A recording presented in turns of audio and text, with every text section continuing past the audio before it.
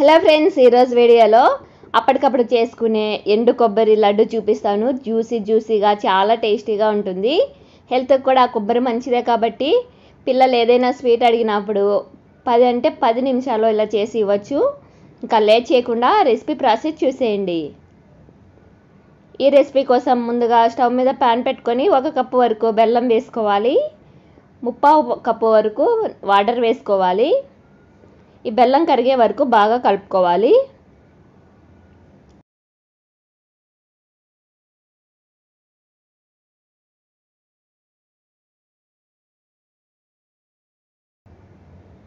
ఇలా బెల్లం కరిగే వరకు కలుపుకుంటూ ఉండాలి.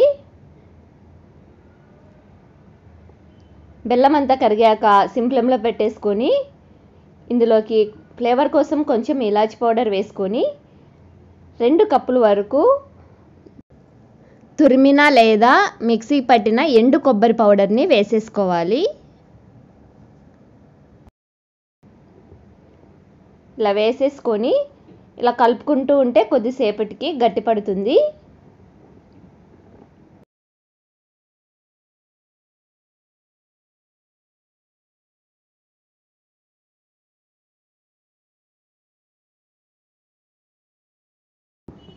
ఇలా ఈ కన్సిస్టెన్సీలోకి వచ్చాక స్టవ్ ఆఫ్ చేసేసుకొని దింపేసుకోవాలి.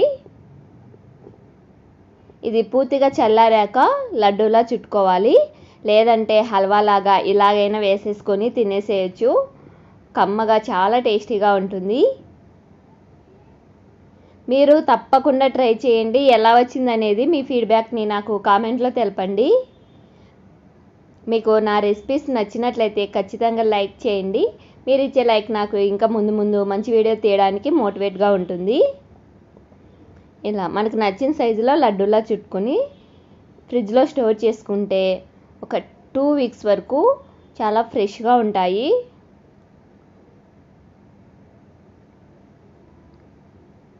ఫర్దర్ వీడియోస్ కోసం మన ఛానల్ని సబ్స్క్రైబ్ చేసుకోండి. Thanks for watching.